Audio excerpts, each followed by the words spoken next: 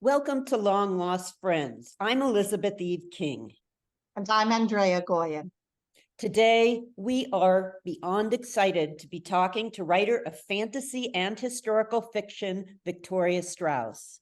Victoria is the author of 9 fantasy and historical novels for adults and young adults. She's written hundreds of book reviews, and her articles on writing have appeared in Writer's Digest and elsewhere. An active member of the Science Fiction and Fantasy Writers Association, SFWA, she is a co-founder with AC Crispin of Writer Beware, a publishing industry watchdog sponsored by SFWA. She maintains the Writer Beware website and blog, which provides information and warnings on writing-related scams, schemes, and pitfalls. For this work, she received the SFWA Service Award in 2009, and she also studied comparative religion at Vassar College. Welcome, Victoria. Thanks for having me. I'm thrilled to be here. We're so happy to have you. I know we talked a little ahead of time about maybe seeing one of your cats, but it doesn't look like they've made an entrance. You know, cats, they have their own minds. So No, they're a little upset. We were doing some renovation work today, and there was a lot of banging and crashing. So they're taking care of themselves. Oh. What are their names? Emily and Sarah. Emily is, we call her the semi-stripe because she has both white and stripy areas. And Sarah is our little midnight cat. She's jet black. Love black kitties. Well, I love all kitties, but yeah, black cats are great. Especially have a black cat. So yeah, it's true. You have Max. I've had them, but not right now. Okay, so we are so excited today to talk to you all about Writer Beware. You know, I think Elizabeth and I can both say in all of my writing communities, your name pops up whenever anyone has a problem. Reach out to Victoria, Writer Beware. So we were wondering, go ahead, Elizabeth. I think you had a question you wanted to ask Victoria. Oh, okay, we just wanted to, we talked about wanting to know kind of how it all began. What got you started on this journey? Well, people often ask if I was scammed, and the answer is no. But I very well could have been, because I knew very little about publishing when I started submitting my work. But around sometime before the turn of the century, which I know I'm dating myself, I started to go online and join writers groups, and I started seeing all these stories about writers who've been ripped off by fee-charging literary agents or vanity publishers that charged huge fees and then never produced the books. And it was like this whole underworld that I never knew existed. And I got interested, and I started following and communicating with people who were sharing their experiences. And then around the same time, SFWA was looking for someone to create a resource on its website to warn about scams. And I thought, well, you know, I'm interested and I know something about it. So I volunteered to create just a single page of warnings. just out of curiosity, what do you know about what year that was? I'm just wondering. It was 1998. And around the same time, unbeknownst to me, Anne Crispin, who at the time was a SFWA officer, she was VP, I think.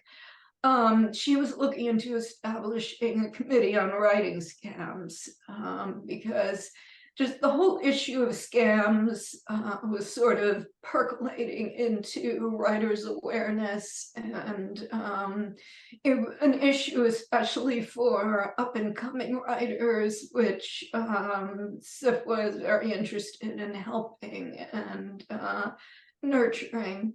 So somebody realized that we were doing, two halves of the same thing, and introduced us. And we joined forces, and that's how Writer Beware was born. She did a lot of the administrative and public-facing work, and I did a lot of the database creation and scam tracking, and built the website, which is now multiple pages. We have the link is www.writerbeware.com. You should see a link in the description box below.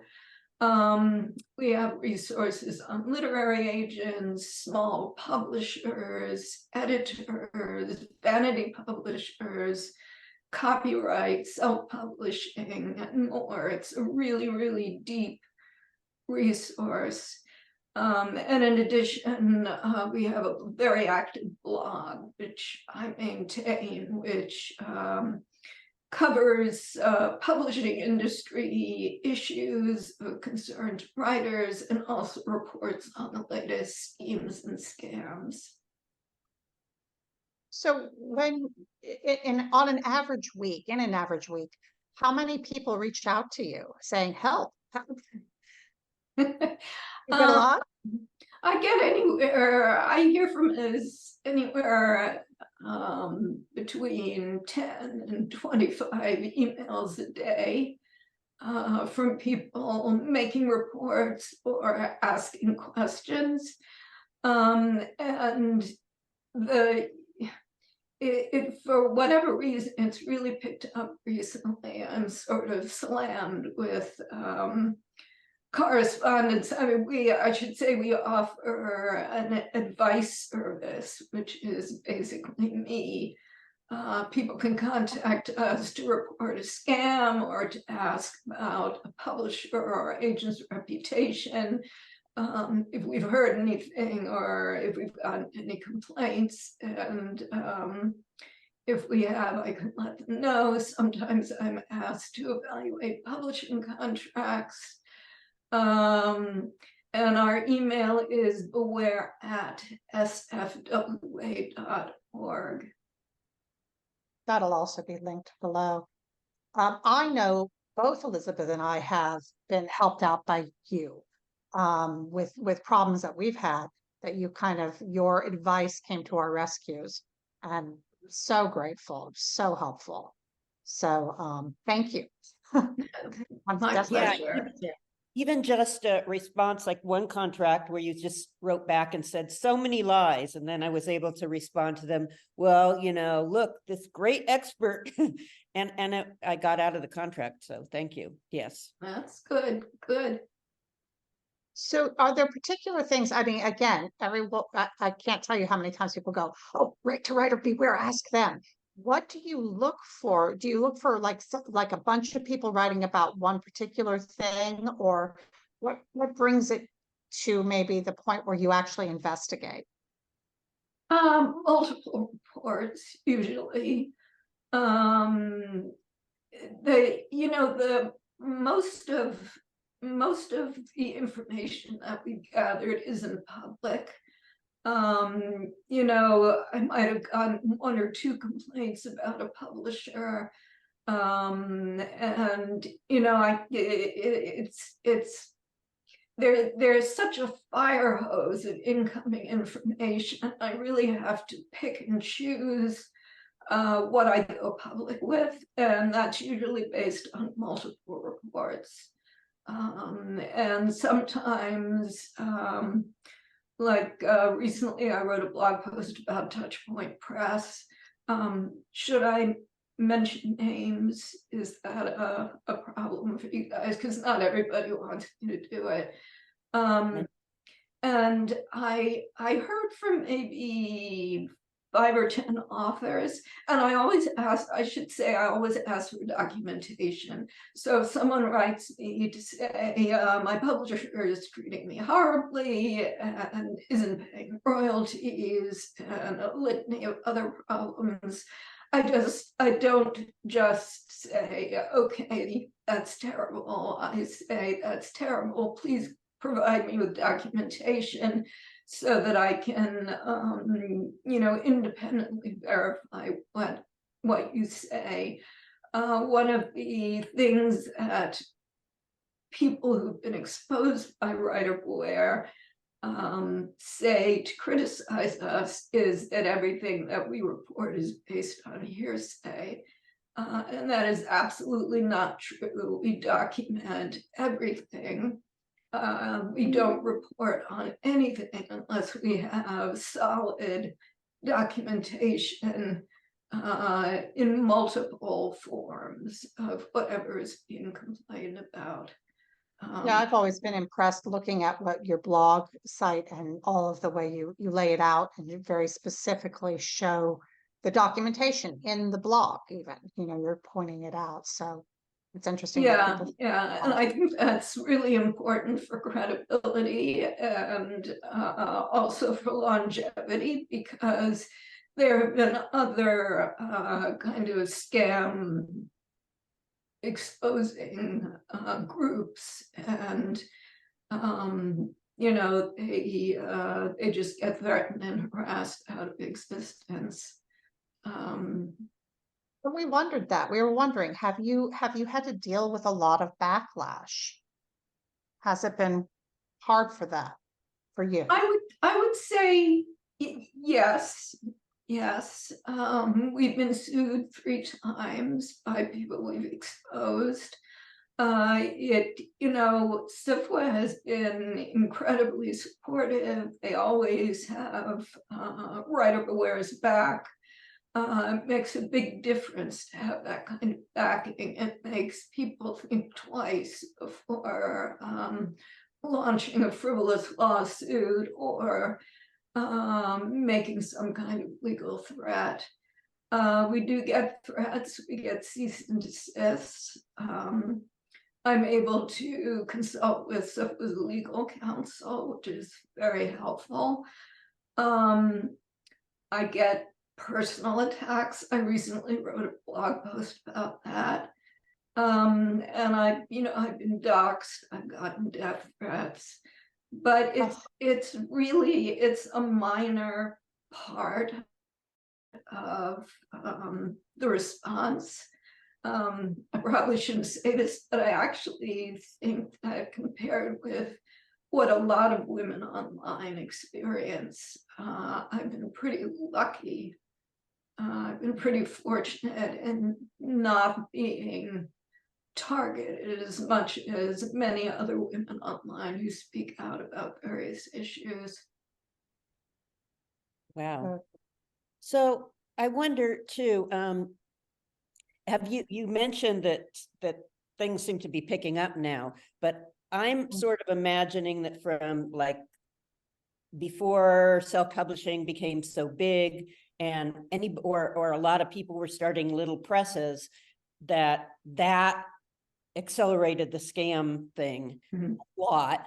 And that I don't know what's accelerating it now, if AI is, or I'm just wondering if you can give us any hints on like new scam. I've also noticed one thing on when you go to an agent's website, they have a thing saying, hey, people are pretending to be this agent, which I didn't see until very recently. I don't know if that's new. Yeah, it's relatively new. I would say that self-publishing is, the scam universe just really expanded with the growth of self-publishing, because there is such a marketing challenge for self-publishers. So a lot of people looking to take advantage of that. But very specifically, within the last 5 or 6 years, there's been a flood of publishing marketing scams from overseas that are targeting writers in really deceptive ways, soliciting them with republishing offers that cost a lot of money and are really just a way to kind of get them into the system so that they can be pressured to spend more money or targeted for fraudulent publishing offers, marketing scams, selling pretty ineffective marketing strategies like press releases or video trailers at incredibly inflated prices. And then within the last couple of years, there's just this plague of agent and publisher impersonations with scammers sending out solicitations purporting to be a well-known agent with a well-known agency. And of course, the aim is the same, to sell some kind of service, but this has gotten, and publishers as well being impersonated, and production studios. And this has gotten to the point that the traditional publishing industry, which has never paid that much attention to writing scams, which have always sort of existed off in a different universe, now they are directly being targeted with these impersonations. So that's why you're seeing the fraud warnings on agents' websites, and also on Big Five publishers' websites, although you usually have to kind of dig to find those. Yeah, it's a real problem. Also, completely fake literary agencies, which solicit writers saying, we will represent you for free, just a commission, but in order to access representation, you have to pay for an edit or have your book republished or a PR campaign. So yeah, it's everywhere, and any writer can be a target, but it does mostly focus on self-publishers. You've been doing this long enough that you've probably seen ebbs and flows. Is it kind of, in a way, always the same, just with a different makeup, different face on it, but kind of the bottom line's similar in the scams anyway? Well, the bottom line is always to take money from writers by deceiving them, but I'd say it's more of the ebb and flow, because when we first started out, there were a lot of agent scams, with agents charging upfront fees or submission fees or editing fees.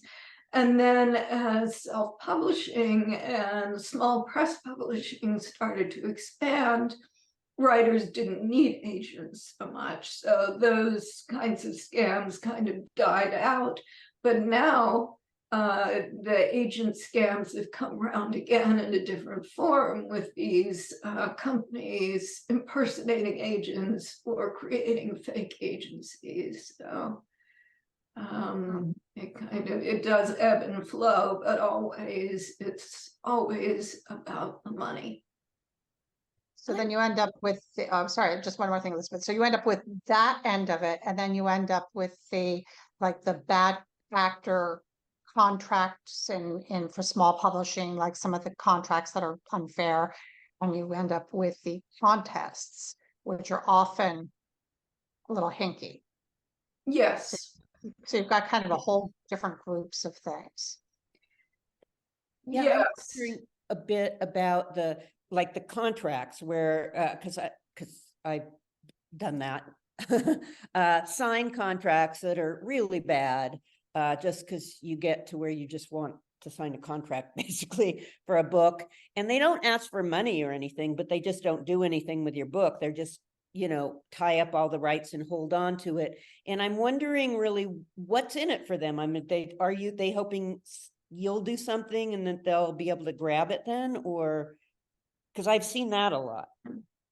Yeah, I think that's an example of the fact that scams aren't the only danger for writers. I think a lot of people are drawn to become publishers. I think they have good intentions, but they really don't have the skills. They don't have any professional experience in publishing.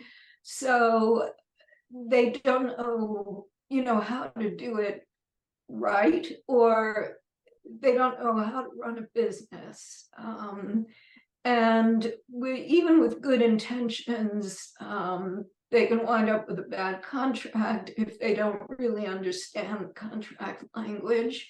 I think one reason that bad contracts happen is people use templates that they find in various places, or in some cases they themselves were published, had a bad experience, and just set up their own publisher, and they use their old contract as a template, but without really understanding, for instance, that if you have a life of copyright grant, you need to include reversion language that will allow the writer to get their rights back if the book stops selling. They may not know that net profit royalties are not a good thing. It's royalties that deduct expenses such as printing before the royalty percentage is calculated. I think a lot of it is just not understanding what they're doing. And then, of course, there are people who are just unscrupulous or want all of the benefit for themselves and leave little for the writers. And then there are the publishers where things go wrong and they don't know what to do, so they just vanish, or they browbeat their authors, or they stop responding. That's another area that writer beware hears a lot about in there, and it's something, small press problems are something that we cover a lot on the blog. Do you often find, have you been happy in some experiences to find that when you've reached out to a publisher or written about them, that they come back and say, oh, we had no idea, we're going to change our contract to be better? Does that happen very often? No. Darn. Sometimes, it's just an example. I just had that happen. A publisher with various problematic contract clauses, and there was a discussion. An author said, this publisher treated me badly and they have a terrible contract. And I chimed in and said, yes, I've seen the contract. I've seen multiple examples. It's not a good contract. And the publisher contacted me and said, well, we were changing the contract. And I asked to see a copy, which they sent me, and it was indeed changed. But I have no evidence that they're actually utilizing it. And later on, I heard from they said this is going to be all our authors are going to get reissued contracts. And later on, I heard from an author who said, I haven't seen a reissued contract. So trust is an issue, and sometimes I have a fruitful interaction. But it's more likely that they'll either ignore me or attack me and say, I don't know what I'm talking about. Mostly, I think writer beware gets ignored. And I always reach out to the publishers that I write about, because I want to be, there are two sides to every story, and I want to be fair in a journalistic way. And sometimes I hear back and sometimes I don't. So just depends. Yeah, I was wondering about that, if you reached out to the publishers and if they responded. So thanks for that. So if you were looking on Writer Beware, is there a section where it says like common scams or red flags to look for? Is that or can you share some with us? besides the obvious that they're charging you a lot of money for their services? Yeah, each of the on the Writer Beware website, each of the categories that we write, that each of the pages has a series of tips about how to recognize scams. For publishers, obviously it's upfront fees. Some kind of bait and switch where they say, well, you're not paying for production, but we want you to buy X number of finished books, or we will withhold your royalties until our production expenses are recouped. All of that, all of those are ways of handing over money. Bad contract clauses are also a red flag.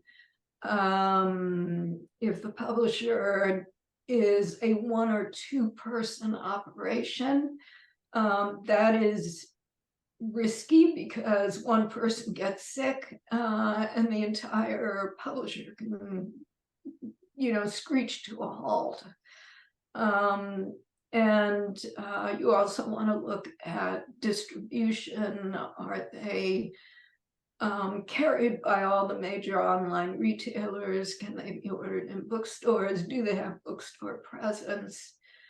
For literary agents, again, upfront fees are a warning sign.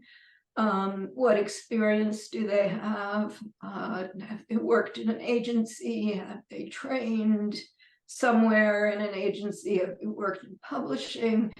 A lot of people set up agencies with no experience, and often they just don't have the skills or the contacts to do the job, and they wind up going out of business or placing their clients with undesirable publishers. So looking at an agent's track record can tell you a lot, because if your goal is a big 5 publisher, but the agent has only placed books with small presses, then there's nothing wrong with that, but it's probably not a good match. So that's an area that you want to evaluate. For self-publishing, you really want to look for reasonable fees. I mean, self-publishing is an area where you'll pay upfront often. You may have heard the phrase, money flows to the author. That's true in traditional publishing. But for self-publishing, whether you buy a package from a service provider or do it all yourself, you are probably going to want to lay out some money in order to produce a professional product. So you really want to evaluate a self-publisher's reputation, make sure they're not charging exorbitant fees, make sure that they really do deliver what they promise.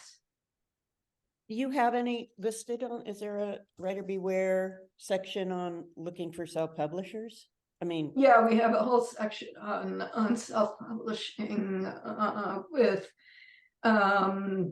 warnings, what is self-publishing, good and bad reasons to decide to self-publish, warnings about various pitfalls, and links to helpful resources, including a number of reliable experts that provide good advice.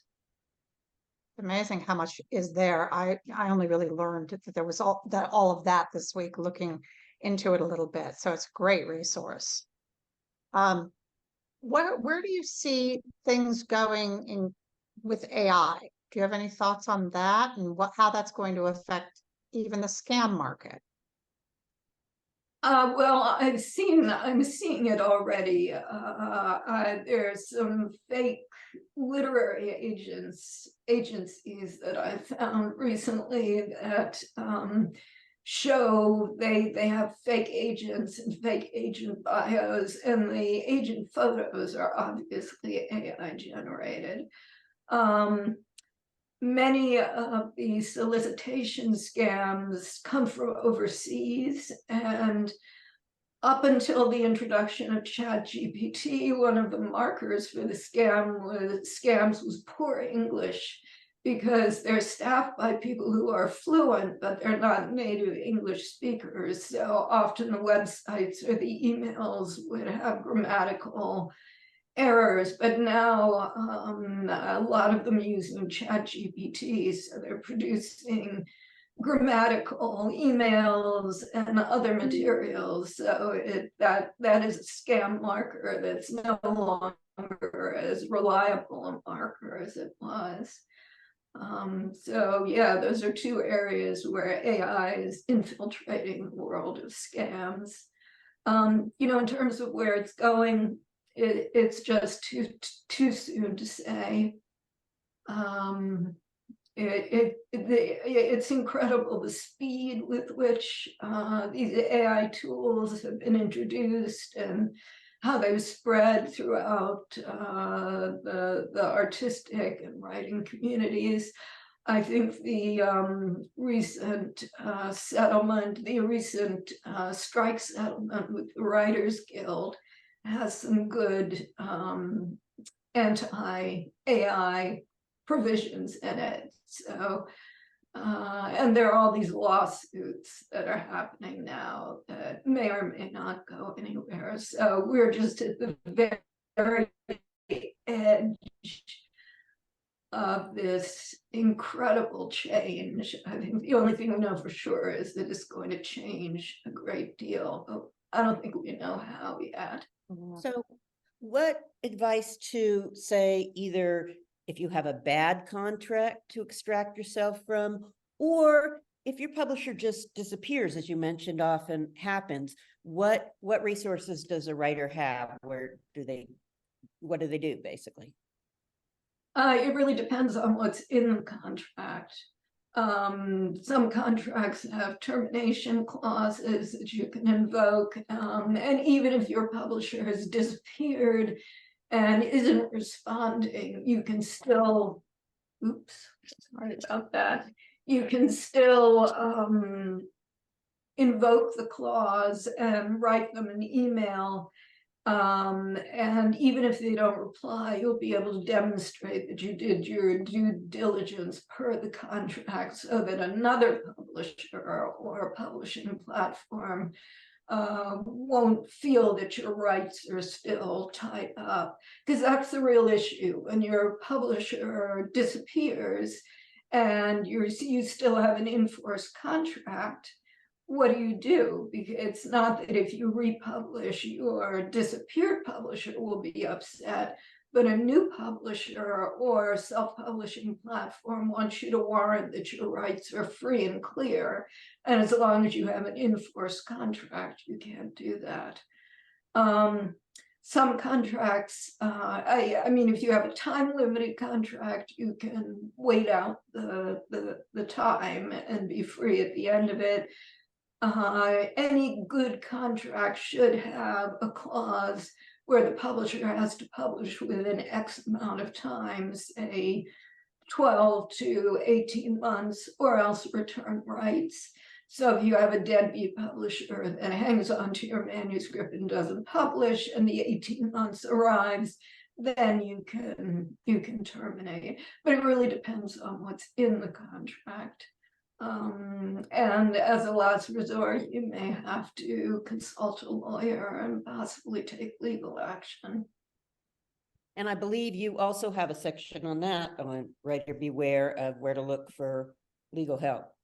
Yes, we have a section on legal recourse. Also, if you're a member of a professional writers group, there may be a legal department or a grievance committee that can assist. Writer Beware doesn't mediate in disputes. I often get that request, and I have to say, we just track and collect information. We're not able to mediate. I mean, we don't have resources to do that. But SIFWA does? SIPWA sometimes? has a grievance committee. It's for members. And if you're having a problem with a publisher or an agent, you can go to the grievance committee and they will attempt to mediate and intercede. Same with the Authors Guild. They have a legal department that provides advice. So it's really, it really can be a benefit to be a member of a writers group. And do you have any specific resources where you go, like, to look for a good agent or publisher? Like, I don't know, Agent Query or just... Yeah, Agent Query is good. Query Tracker is good. Publishers Marketplace is good. Its membership is expensive, but if you have money to spare, and you're looking for an agent, it's a good investment because there's a lot of information there. The literary agents page of Writer Beware has links to some good resources. There's a writers forum called Absolute Right, which hosts a Beware's recommendations and background check forum, where writers share information and questions about agents, publishers, and others. It's a really deep resource, got a lot of information, and if you're looking for information on a publisher or agent, you may be able to find it there. Great. So we asked about the future and you're like, you can't tell, of course, but you've seen so many changes in the industry, and our question, when we wrote it down, we said for better or worse. Usually it seems to be for worse, but do you have any better, and do you see any better coming?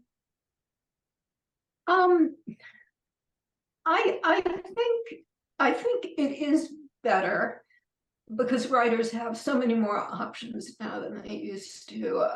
When Anne and I started Writer Beware, it was basically traditional publishing or vanity publishing. There was nothing in between. But now there's self-publishing. There's a very small number of genuine hybrid presses. If you have a lot of cash lying around, because they are extremely costly. There's the whole universe of small presses. You do have to be careful because there's a lot of kind of amateurism in that field, but there are some wonderful small presses. So, the whole agent big publisher route is not the be all and end all anymore. So writers have a lot more options than they used to.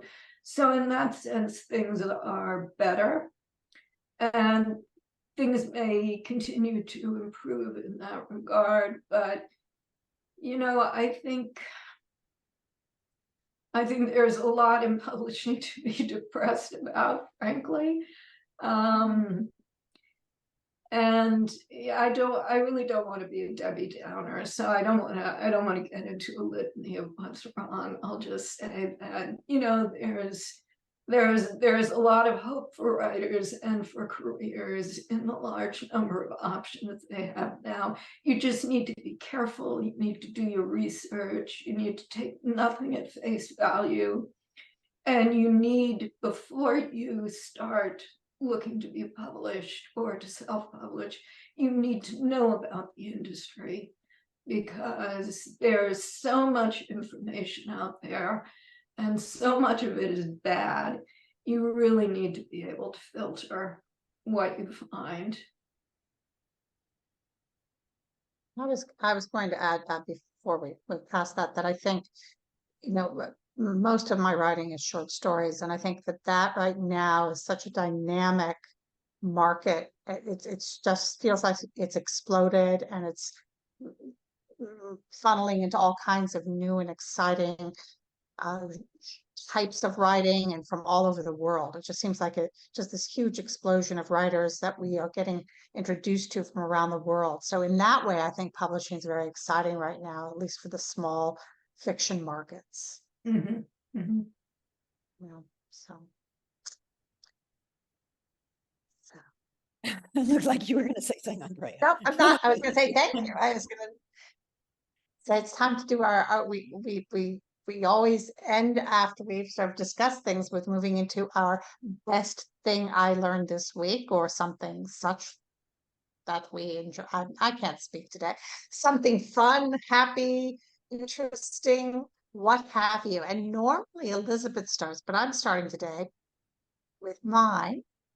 And it's a very little thing, but in Australia, they just found a animal that they thought was extinct from a region. Well, they hadn't seen it in over 100 years, and it's called I get sure exactly right. It's a spotted tail quoll, and they're very cute. They kind of look like a possum, but they're all spotted all over, and their fur looks prettier than a possum, longer, thicker. And the reason I'm going first is because Elizabeth has something to add to that for her best thing. Okay, well, my best thing is about also a marsupial, and we thought it was the same marsupial at first, which is why we decided to link them. Mine is a quokka, and it's if you look it up, it's Quokka. It's incredibly cute, just I've seen those. Really cute. and they also could probably win the award for worst mother of the year. Because when a quokka is being chased by a predator, they sort of throw their baby out onto the ground and the baby rolls around and hisses, and then the predator eats the baby while the mom escapes. So that's my best thing. I don't know if that's the best thing, but Well, that's ensuring the species continues. Yes, you live to procreate another day. Exactly. Exactly. Because if she died, the baby would die, they'd all die, and that would be sad. And they're really cute. You've seen them, Victoria? Have I? Quokkas? Yeah, they're just bizarrely cute. They're the ones with the big smiles. They look like they're smiling, right? Exactly. Yeah, they're the most bizarre looking creatures. I mean, almost like if AI was going to create a cute, cuddly creature, it would be a quokka.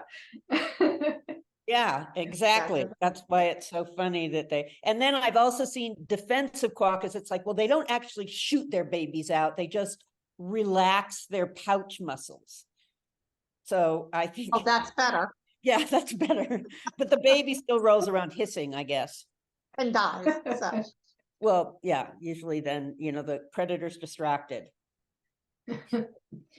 Well, the best thing that I learned today is not nearly as interesting as you guys. It's that the ceiling lights that my husband was working on today and the wiring works. So the lights light. That's great. And hopefully we will not have an electrical fire. And now the cats can come out from under the bed and be happy. Yes, I'm disappointed they didn't come in. I have the door cracked, but maybe they're exhausted from all the banging and the plaster dust. Probably. So we want to thank you so much for coming and talking about this, and also thank you for the work you do. I mean, really, you are the resource, the name. I don't know how you find time to do that and write, but it's so marvelous. So you are so important to the writing community. I'm sure you know that, but we are all so grateful. We are all so grateful. Thank you. Thank you. And we were all so excited you were going to talk to us. We're like, oh, superstar. So, and we also want to thank Maria Korolov for producing us and Alex Korolov for editing us. Thank you so much. And if you've enjoyed the conversation today, please like the video and leave any comments you'd like below. Also, be sure to subscribe to our channel and hit the notification button so you don't miss any episodes. And if you want to support our publication and help us publish more original fiction, you can visit our Patreon page and make any size donation there that you like. Everything goes to the writers. So thank you so much again, Victoria. It's been lovely. And My pleasure. you'll see everybody next time. Thanks.